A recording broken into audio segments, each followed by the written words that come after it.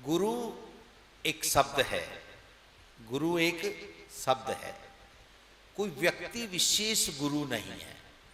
गुरु एक शब्द है, जिस व्यक्ति से वो शब्द जुड़ जाता है और जिस व्यक्तित्व से हमें ज्ञान की प्राप्ति होने लगती है, जिस व्यक्तित्व से हमें विवेक जागृत होने लगा है, हमारी आत्मा को आध्यात्मिक ज्ञान प्राप्त होने लगता है, हमारी चेतना जागृत होने लगती है, उस व्यक्तित्व को हम गुरु कहते हैं।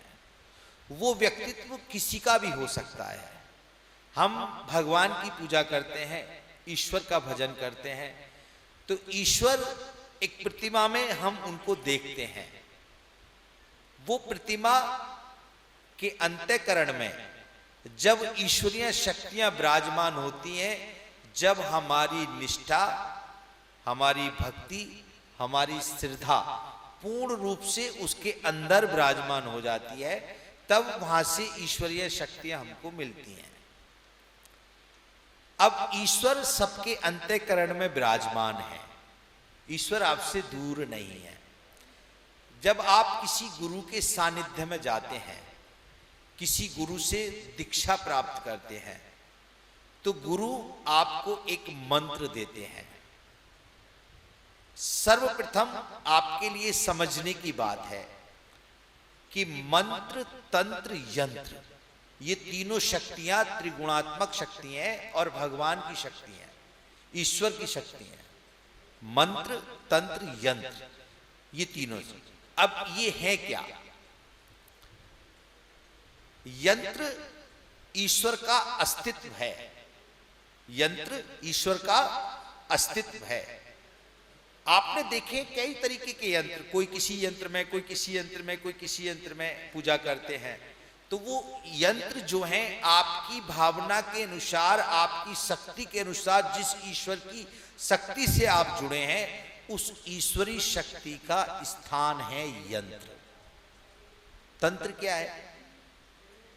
यंत्र स्थान है और तंत्र उस ईश्वरी शक्ति का भोजन है। क्या है? भोजन।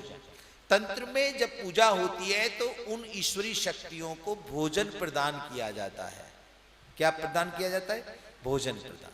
यानी कि यंत्र उस ईश्वरी शक्ति का स्थान है और तंत्र उस ईश्वरी शक्ति का भोजन है। फिर मंत्र क्या है? मंत्र उस ईश्वरी शक्ति का इस अस्तित्व में प्रवेश करने का माध्यम है, उसकी ईश्वरी शक्तियों की पावर है। मंत्र क्या है? उस ईश्वरी शक्ति की पावर है, उसकी शक्ति है। जब हम कोई मंत्र उच्चारण करते हैं तो मंत्र उच्चारण करने से हमारे शरीर के पांचों विकार निकल जाते हैं, हम विकार मुक्त हो जाते हैं।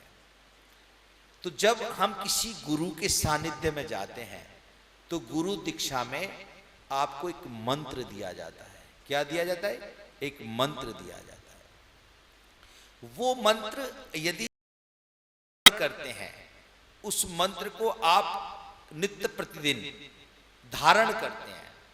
स्मरण और धारण दो शब्द मैंने यहां बोले। स्मरण कहते हैं सोते, बैठते, उठते, पीते, खाते, पीते, नहाते, आते, धोते, जब भी आपको समय मिले तभी आप उस मंत्र का स्मरण कर सकते हैं। परंतु मंत्र को धारण करना, मंत्र को धारण करना, मंत्र कैसे धारण होता है? जब हम एकाग्रता में किसी स्थान पर किसी प्रतिमा के सामने बैठते हैं और एक माला ले लेते हैं, तो माला पर जब हम मंत्र को पढ़ते हैं, तब हम उसका उच्चारण करते हैं, जब हम उस मंत्र का जाप करते हैं, तो वो मंत्र धारण हो जाता है, क्योंकि माला हाथ में होती है, माला हाथ में होती है। माला करके द्वारा जब हम माला पर उस मंत्र का जाप करते हैं तो मंत्र धारण हो जाता है। जो मंत्रों को धारण कर लेता है वो सिद्ध हो जाता है, जो मंत्रों को धारण कर लेता है वो सिद्ध हो जाता है। जो पढ़ लेता है वो वैज्ञानिक हो जाता है।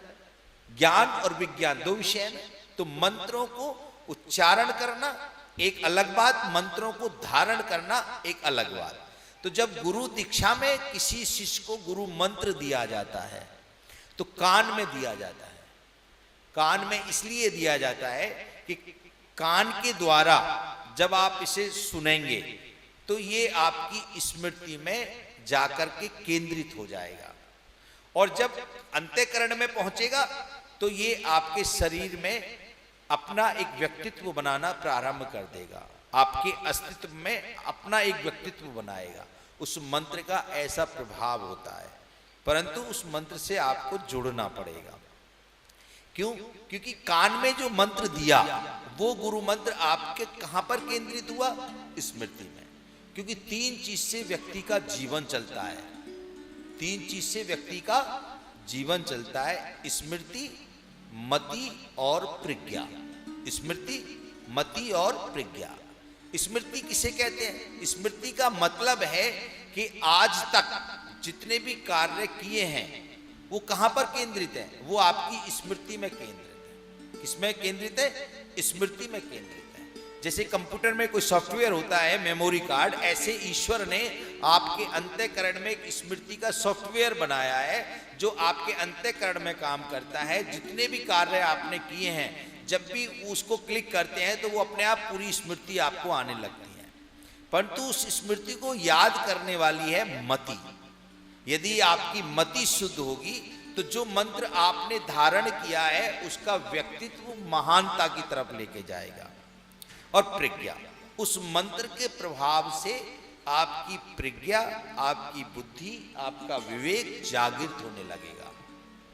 तो अब गुरु ने जब मंत्र दिया तो कान के माध्यम से हृदय तक आपके पहुंचाया, तो मंत्र आपने धारण भी किया और मंत्र का आपने स्मरण भी किया। अब मंत्र का विशेष स्मरण कर लिया और विशेष धारण कर लिया तो आप सिद्ध हो जाएंगे। क्या हो जाएंगे? सिद्ध हो जाएंगे। जैसे बड़े बड़े ऋषि मुनि महापुरुष जब मंत्रों को धारण कर लेते हैं और मंत्रों का श्रद्धा से उच्चारण करते हैं, अनुसरण करते हैं, तो वो सिद्ध हो जाते हैं।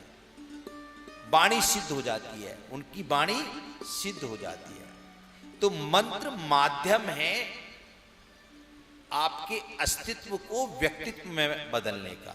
मंत्र माध्यम है, इसलिए गुरु मंत्र की विशेष महत्वता। क्योंकि जीवन काल में सबसे विशेष महत्व पूर्ण कोई व्यक्तित्व है तो वो कौन है? गुरु है। मैंने पहले कहा कि गुरु कोई व्यक्ति विशेष नहीं है।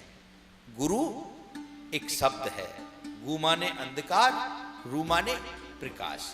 जो अंधकार में प्रकाश कर दे, जो आपकी अज्ञानता को ज्ञानवान कर दे, वो गुरु है।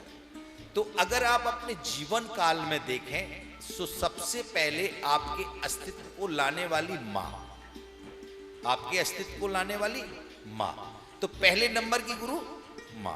फिर आपको ज्ञान जहां जहां मिलता चला जाता है तो कई प्रकार से आप गुरुओं से जुड़ते हैं।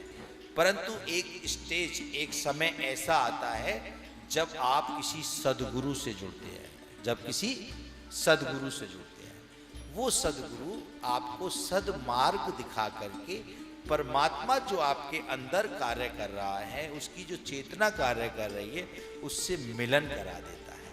वही सच्चा गुरु होता है, वही सदगुरु होता है। तो गुरु का दायित्व अपने शिष्य को परमात्मा तक पहुंचाना, परमात्मा से मिलाना, परमात्मा की शक्तियों का अनुसरण कराना, ये गुरु का दायित्व है। और शिष्य का दायित्व क्या है? गुरु के तो बहुत सारे दायित्व, और शिष्य का क्या दायित्व है?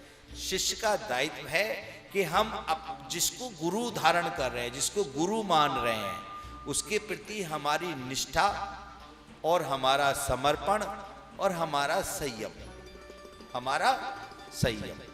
जब हम संयमी होंगे तभी हम अपने गुरु के सेवक बन सकते हैं, और जब तक हम संयमी नहीं होंगे, जब तक हम गुरु के सेवक नहीं बन सकते।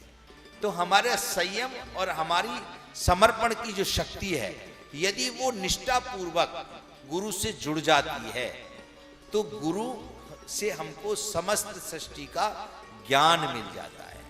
तो ये बात गुरु भक्ति की, ये बात गुरु पूर्णिमा के विषय में थोड़ी समझाई कि गुरु पूर्णिमा पे आप जाएं अपने गुरुओं का दर्शन कर, जैसे यहाँ पे हमारे सब शिष्य आए हुए हैं, वो सब दर्शन करेंगे और पूजन भी करेंगे। अब एक विषय